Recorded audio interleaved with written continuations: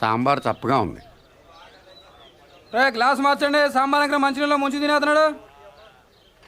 చాలా రోజులైందిరా ఇక్కడికి వచ్చి. అప్పున్నావా?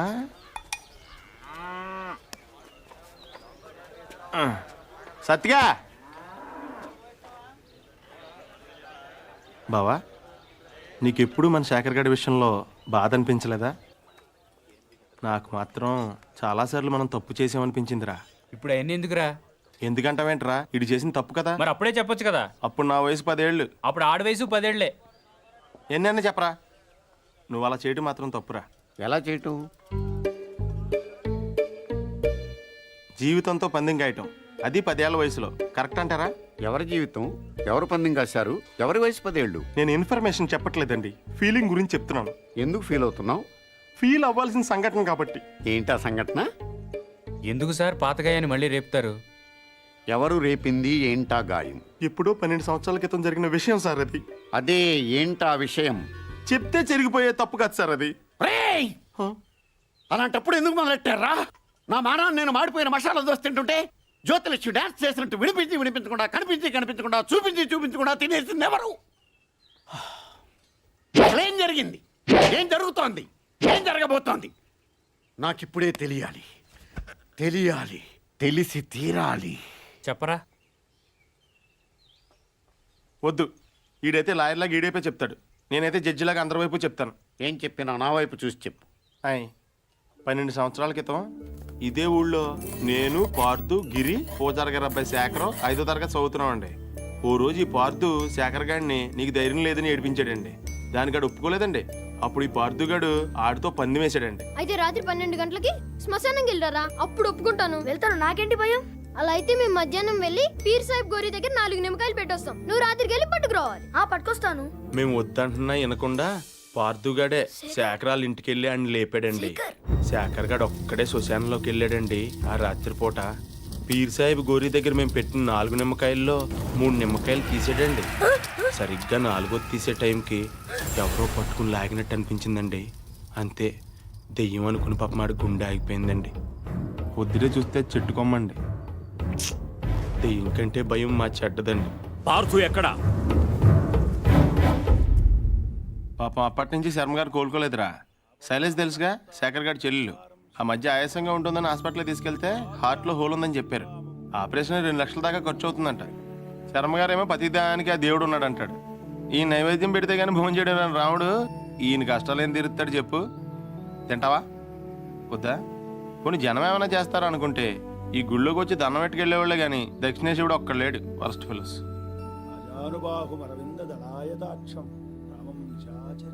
ఆయన ఇంటికి ఒకసారి వెళ్దాం.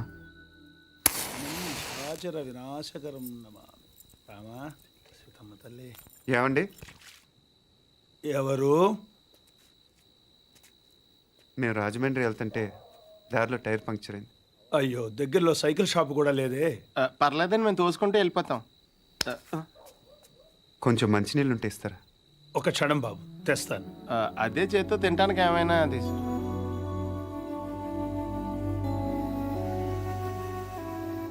మనం హెల్ప్ చేయడానికి వచ్చాం, బోన్ చేయడానికి కాదు. హెల్ప్ చేయడానికి వచ్చినప్పుడు నువ్వే పార్దు అని చెప్పేచ్చు కదా. టైర్లు పంచర్లు అబద్ధాలు ఆడతావు ఎందుకు? నాకు నిజం చెప్పడం కన్నా సాయం చేయటం ముఖ్యం. సాయమా? ఇదేనా చిన్న చితక కోఆపరేషన్ అనుకుంటున్నావా? అలా అమ్మాయి గుండె ఆపరేషన్. తెలుసు. తెలుసా? మీ ఇంట్లో చెట్లకి ఏమైనా డబ్బులు కాస్తున్నాయా? వేళ్ళ ఇంట్లో కాస్తే సరిపోదా?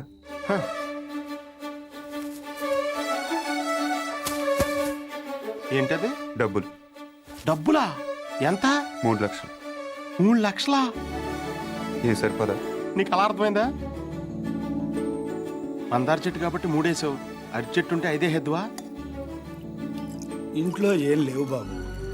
పొద్దున స్వామికం చేసిన అప్పాలున్నాయి. అప్పాలా? ఆ విషయం మీరు అంత మొహమాటంగా చెప్పాలా?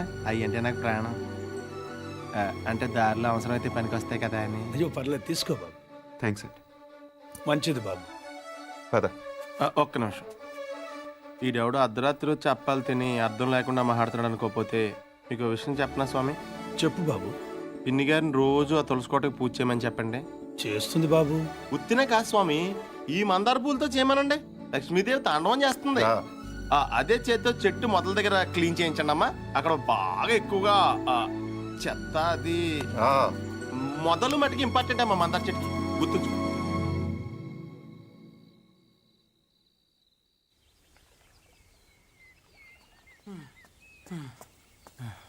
ఎక్కడున్నాడు వీడు? పార్దు పార్దు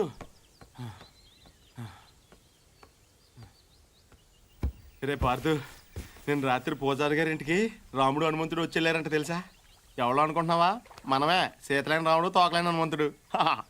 3 లక్షలు ఉంటే 6 నెలల పేకాడొచ్చు, 6 ఏళ్ళు మందు కొట్టొచ్చని తెలుసు, కానీ శ్రీరాముడిని శర్మగారింటికి తీసుకెళ్ళొచ్చని నీ వల్ల తెలిసిందిరా బాబు. ఏంటే మాట్లాడవు? దేవుడు డల్లగా ఉండకూడదు. నేను దేవుణ్ణి కాదు, కనీసం మీలాగా మనిషిని కూడా కాదు. ఇంకా నయం పార్దుని కాదనలేదు. అవును, నేను పార్థుని కాదు. అంటే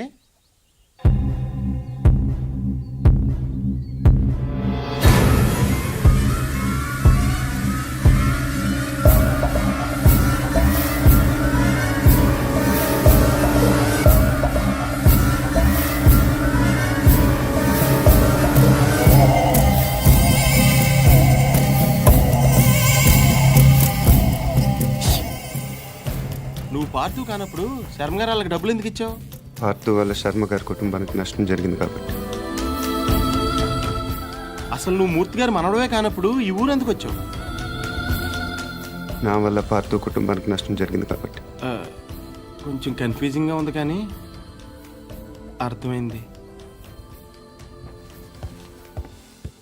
పార్దు పార్దు, ఇంకొక లాస్ట్ క్వశ్చన్ అడుగుతాను. శివారెడ్డి నువ్వు చంపనప్పుడు వెళ్ళి ఎవరు చంపారో కనుక్కోవచ్చు కదా? ఎవరిని అడగను? ఇంకెవరిని అడుగుతావు? శివారెడ్డి పోయాడు కాబట్టి బాజిరెడ్డిని అడుగుతావు. అడగగానే చెప్పడానికి బాజిరెడ్డి ఏం చిన్నపిల్లాడు కాదు. అలాగని చెప్పి వదిలేస్తావేంటి? పోలీసులతో కొంచెం గట్టిగా అడిగించు. పోలీసులు కూడా నా కోసం కొంచెం గట్టిగానే తిరుగుతున్నారు. అమ్మో, అయితే నువ్వు కొన్నాళ్ళు బయట తిరగకుండా ఉండటం మంచిది. ప్రస్తుతం నేను చేసేది అదేగా. కదా? పార్దు, అడగగానే నీ సీక్రెట్లన్నీ నాకు చెప్పేసావు. ఒకవేళ నేను ఎవరికైనా చెప్పేస్తే? నువ్వు అడిగావు కాబట్టి చెప్పలేదు రావునా, నేను నమ్మాను కాబట్టి చెప్పాను. అది కదా నేను ఎందుకు నమ్మానంటే హనుమంతుడి కన్నా నమ్మకమైన రాముడికి ఇంకెవరున్నారు చెప్పు.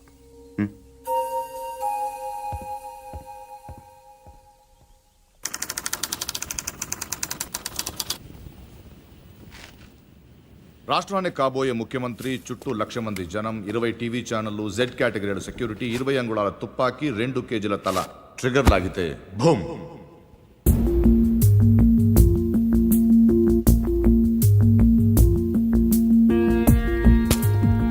ఇందులో 3 ప్రాబ్లమ్స్ ఉన్నాయి. 1, బుల్లెట్ ఈ గన్లోంచి పేర్లేదు.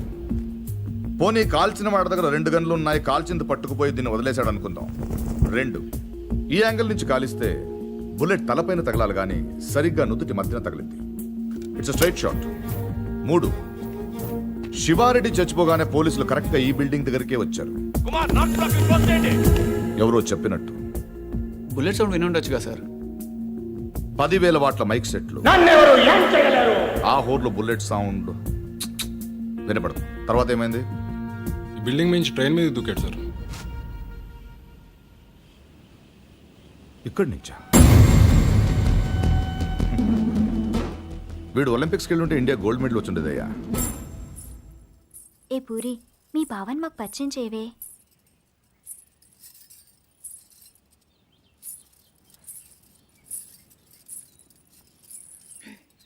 పార్దు బావా, వీళ్ళందరూ నా ఫ్రెండ్స్. సీత, శైలజ, గీత, పద్మజ. ఏం పార్దు, నన్నే మర్చిపోయావా? 3వ క్లాస్లో ఉన్నప్పుడు కొబ్బరుండిచ్చి నన్ను ముద్దు పెట్టుకున్నావు, గుర్తులేదా? నేను పార్దు, నీ పద్దుని.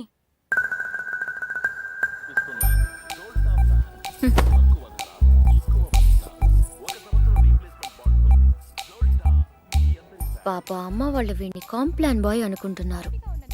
చాలా కాంప్లికేటెడ్ బాయ్ అని తెలియదు వాళ్ళకి. వీడు నైలాన్ తాడులా కనిపించే నాగుపావు, కాశీ తాడులా కనిపించే కట్లపావు.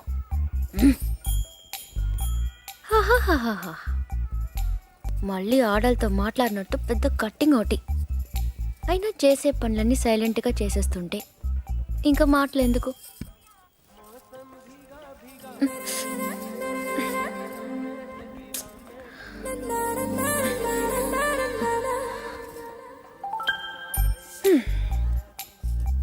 10 ఏళ్లకి అన్నీ చూసేస్తే 25 ఏళ్ళకి టీవీ చూడటం తప్ప ఇంకేం చేస్తాడు? ఇంట్లో ఉన్న పూరి నచ్చదు కానీ ఆ చపాతి మొహం మాత్రం కావాలి. అయినా నా పిచ్చి గాని 3వ క్లాస్లోనే ఇంత లవ్ స్టోరీ ఉందంటే వీడి ఖాతాలో ఇంకా ఎందరు పద్దులున్నారో ఎన్ని ముద్దులున్నాయో అవన్నీ నాకెదికలే.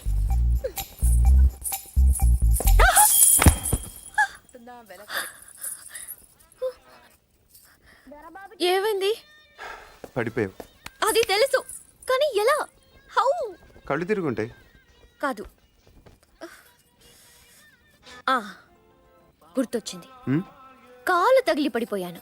నీ కాలు నీకెలా తగులుతుంది? నా కాలు కాదు, నీ కాలు తగిలి పడిపోయాను. నేను ఎక్కడున్నాను, నువ్వు అక్కడున్నావు. నీ కాలు ఎలా పెడతాను? పెట్టొచ్చు. ఎలా? హౌ? చూపించినా? నువ్వెప్పుడు నేను. నడు నడు. అక్కడెక్కడ కాదు బాబు, ఇక్కడమ్మా, ఆ బాల్ పక్కన.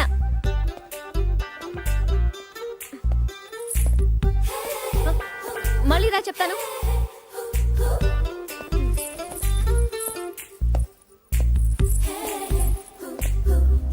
ముచ్చటకు 3సారి.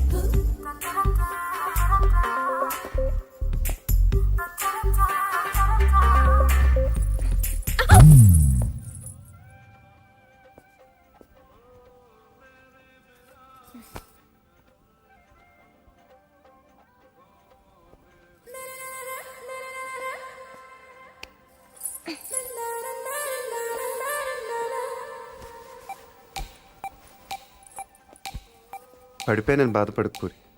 రోజు నడుస్తూ ఉండు, కొన్నాళ్ళకి అదే అలవాటు అవుతుంది.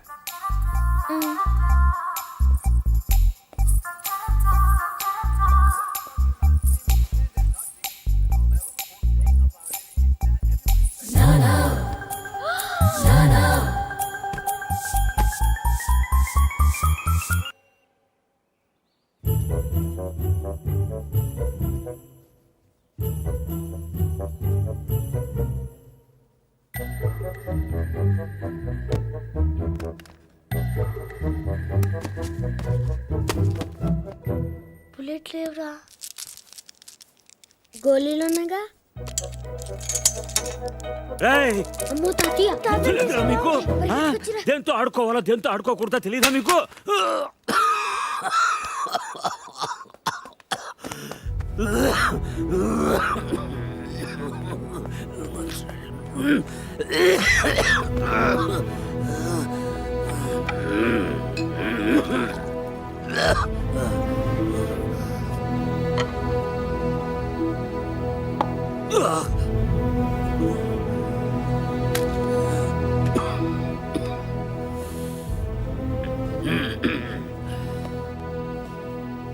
అది మీ నాన్నది. దాని గొట్టంలో ఏదైనా అడ్డం ఉంటే గుండు వెనక్కి పేరుతుంది. ప్రతి వేసంకాలం వాడు కొల్లేరు దగ్గరికి వేటకెళ్ళేవాడు. పాలేరు ఎవరో గన్ సరిగ్గా క్లీన్ చేయలేదనుకుంటా. గొట్టంలో చిన్న రాయి ఉండిపోయింది. ఎంతది? అదే వాళ్ళు ఆడుకునే ఆ కోళి అంతది. ఆ బాధతోనే ఏడాది తిరిగే లోపే మీ అమ్మ కూడా వెళ్ళిపోయింది. రోజులు గడిస్తే ఇలాంటివి మర్చిపోతా ఉంటారు. కానీ మర్చిపోవడానికి వాడేమైనా జ్ఞాపకమా? నా జీవితం. 3, 4, 5, 6, 7, 8, 9. ఇంకోటి ఉండాలి. మొత్తం 10 కదా. 10వోలేది. అయ్యారు నాయుడు మనుషులు మన పొలంలో కంచేసేస్తున్నారటండి.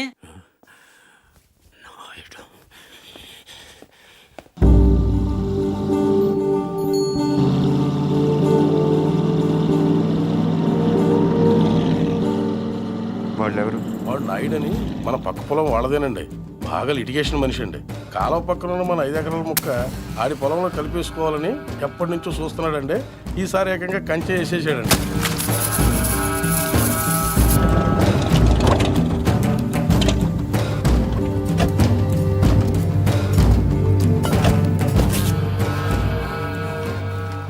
నాయుడు, ఏంటిది? కంచె. ఇంగ్లీష్లో ఫెన్సింగ్ అంటారని ఎంఆర్ఓ గారు ఇప్పుడే చెప్తున్నారు, మీరు వచ్చారు. తెలివిగా మాట్లాడొద్దు నాయుడు. చూసారా, అడిగిన దానికి సమాధానం చెప్తే తెలివితేటలు అంటారు, చెప్పకపోతే పొగరంటారు. మరి నన్ను ఏం చేయమంటారు? నా పొలంలో వేసిన ఈ కంచె తీసేసి నీ హద్దుల దగ్గర వేసుకో. ఎంఆర్ఓ గారు, ఈ 5 ఎకరాల మీద వీడి కన్నుందని మీకు తెలుసు. ఇలాంటి తప్పులు ఆపకపోయినా పర్లేదు, కానీ ఇలా దగ్గరుండి జరిపించడం మాత్రం మీకు గౌరవం అనిపించుకోదు. చూడండి మూర్తి గారు, ఈ 5 ఎకరాలు మీదని మీకు అనిపించింది అనుకోండి, కోర్టుకి వెళ్ళండి, అది సివిల్ కేసు అవుద్ది. ఇలా వచ్చి గొడవ చేశారనుకోండి, అది క్రిమినల్ కేసు అవుద్ది. ఛీ, నా ఇళ్ళ నీచుడితో మనకేంటని వదిలేశారనుకోండి, బోల్డ్ అంత టైం సేవ్ అవుద్ది. అదేండి సంగతి, అలా జరిగిందండి. కాబట్టి పొలం మీదే, పత్రాలు నావి. నాయుడు, ఇప్పుడే వెళ్ళి పోలీసులు తీసుకొచ్చి నిన్ను అరెస్ట్ చేస్తాను. మీరు 1957 మోడల్ కారే వాడుతున్నారు అనుకున్నాను. బ్రెయిన్ కూడా ఆ మోడల్దే వాడుతున్నారు. ఇలా అయితే కష్టం. పోనీరా పోలీస్ స్టేషన్కి.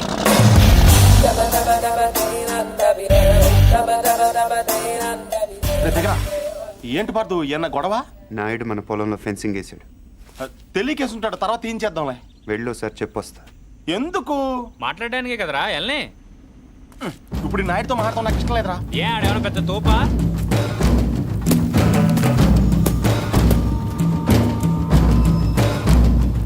ముసలాడు మనవాడు మన దిగాడు. కుర్రోడు బాగా లేతగా ఉన్నాడు. నాయుడు గారు, మీరు చేసేది తప్పు. తెలుసయ్యా, కానీ మానలేకపోతున్నా. ఏం చేయమంటావు? పూర్వం పెట్టి కాల్చేవాడిని, ఇప్పుడు బాగా తగ్గించా. నేను మాట్లాడేది సిగరెట్ల గురించి కాదండి. కొంపదీసి పొలం గురించే ఏంటి? చూడు బాబు, మీ తాత ఇప్పుడు ఎస్ఐ దగ్గరికి వెళ్ళాడు. నేను నిన్న సాయంత్రం వెళ్ళి 10,000 ఇచ్చి వచ్చాను. ఇప్పుడు ఆడు వస్తాడు, నాకు షేక్ హ్యాండ్ ఇస్తాడు. ఆటోమేటిక్గా మీ తాతకి బీపీ వస్తుంది. నువ్వే మోసుకెళ్ళాలి. కాబట్టి గట్టిగా రెడీగా ఉండు. వెళ్ళు. నాయుడు, నిప్పుతో నేషనల్ గేమ్ ఆడుతున్నావు నువ్వు, మస్ అయిపోతావు. ఎంఆర్ఓ గారు, మీరన్నా చెప్పండి, ఈ పొలం మాది. According to the given survey numbers, these paddy fields belong to mister Naidu, you know. అంటే ఈ విషయంలో మీరు ఏం చేయలేరా? ఏమీ చేయలేరా? అంటే కుర్రాడికి కొంచెం చాదస్తం ఎక్కువ. I see.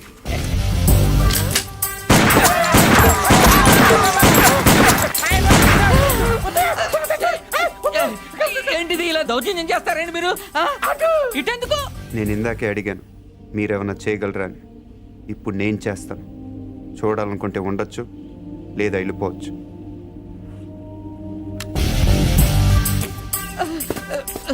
ఇవి ఎంత ఇంపార్టెంట్ పేపర్లో తెలుసా? ఏంటి ఎక్కడ వదిలేసిపోతున్నావు? నాయుడు గారు, సాయంత్రం కలుస్తాను, మీరుంటే. నువ్వు 10,000 ఇచ్చిన ఎస్ఐకి నేను ₹1,00,000 ఇస్తాను. ట్రాక్టర్ తిరగబడి చచ్చిపోయాను రాసేస్తాడు. పొలం కావాలో ప్రాణం కావాలో తేల్చుకో.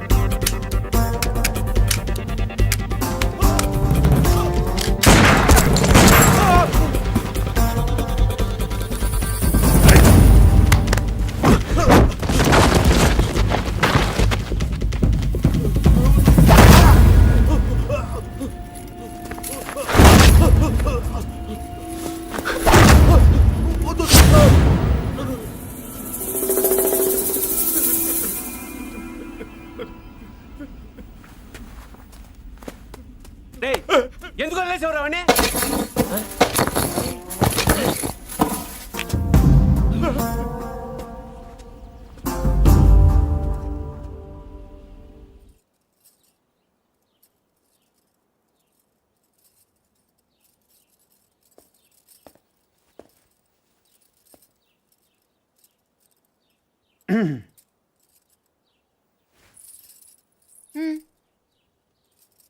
వెళ్ళాలి.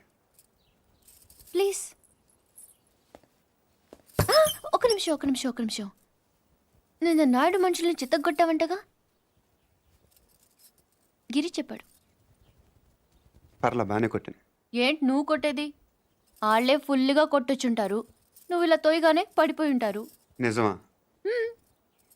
అదే నేననుకో, ఇలా ఫైటింగ్లో గట్రా ఏం ఉండవు, ఇలా కొట్టానంటే పడుంటారంతే.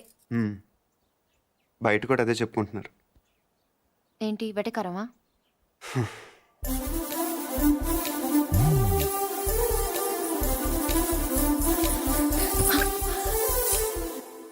ఏంటి చెట్టంత మనిషిని మాట్లాడుతుంటే రేడియో వినట విని వెళ్ళిపోతున్నావు?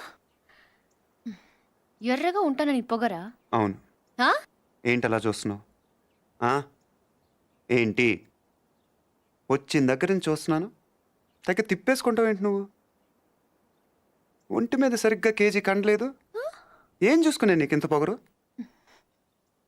ఏ రాత్రి అందరూ నిద్రపోతున్నప్పుడు వచ్చి 2 జడ్లు కత్తిరిచ్చేస్తాను జాగ్రత్త.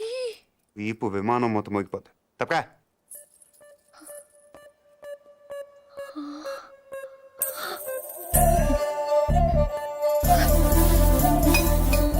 నన్నే తిడతావా?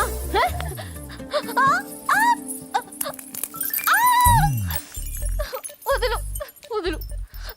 వదిలితే ఏం చేస్తా? డైరెక్ట్గా నా రూమ్కి వెళ్ళిపోతాను. ఆడపిల్లని కొడతావా? అరే రౌడీ పూరి, సచ్చినోడా. అరే ఏంటి పొడగొట్టి పూరి ఆగు, కొట్టేస్తావా? నీకే చెప్పేది పూరి. నీ సంగతి కావాలని చెప్పి నేను ఉప్పు పాత్ర వేస్తాను చూడు. పూరి పూరి ఏయ్, చా, వదులు. ఆగవే. తాతయ్య, వీడిని చంపేస్తున్నాడు. ఏయ్, ఈ సంగతి తాతయ్య ఏయ్. తెలుసా? మధ్యలో తాత ఎందుకు? ఏమైనా ఉంటే నువ్వు నేను తెలుసుకుందాం. ఎలా తెలుసుకునేది? నువ్వు నన్ను కొట్టేసవరా బండ సచ్చినోడా? సారీ నాకొద్దు, నీ సారీ నాకొద్దు. వ్యాక్. పూరి, నా మాట విను. నేను విన్ను. పూరి, నా నేను మాట విన్ను. నేను విన్ను. పూరి, నేను ప్రతిదానికి విన్ను. చిన్నపిల్ల తాతయ్య దగ్గరికి వెళ్ళిపో. అక్కడ నేను విన్ను.